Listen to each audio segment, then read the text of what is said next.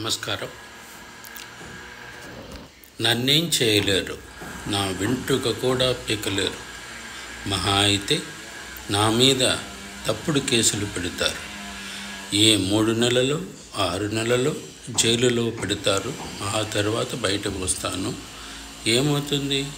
రెట్టింపు ఉత్సాహంతో పనిచేస్తాను. ఎప్పుడు ఎన్నికలు వచ్చినా గెలవబోయేది మనమే. మనకు మంచి చేసినోడిని డైరీలో రాసుకోండి, మనకు చెడు చేసినోడిని డైరీలో రాసుకోండి. మన ప్రభుత్వం ఏర్పడిన తర్వాత వారిని చూసుకుందాం.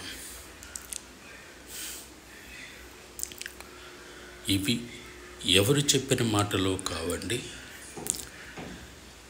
వైసీపీ కీలక మీటింగ్లో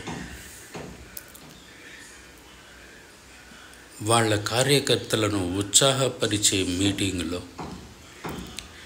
ఒకరొకరుగా వెళ్ళిపోతున్న కార్యకర్తలను, నాయకులను కట్టడి చేసే విధంలో వైసీపీ కీలక మీటింగ్లో సాక్షాత్తు మునుపటి ఆంధ్రప్రదేశ్ ముఖ్యమంత్రి జగన్మోహన్ రెడ్డి ఉచ్చరించిన పదాలివి.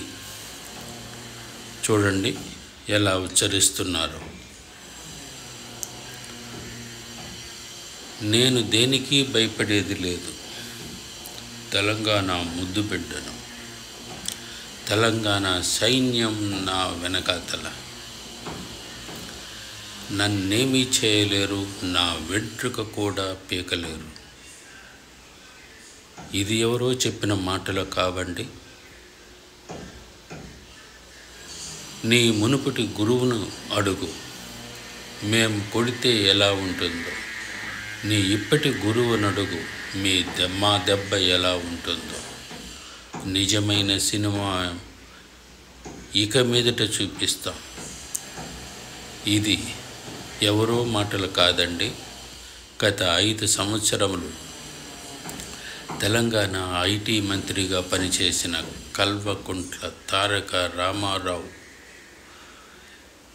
మునుపటి ముఖ్యమంత్రి కె చంద్రశేఖరరావు కుమారుడు అండి. ఇప్పుడు పైన చెప్పుకున్న ఇద్దరు మీద ఉండే కేసుల్ని తిరగలోడితే వారు చేసిన అవినీతి పనులను కట్టడి చేసి వారి మీద యాక్షన్ తీసుకోవాలంటే వారి జీవిత కాలం చాలదు జైలులో ఉండడానికి, జైలు జీవితం గడపడానికి.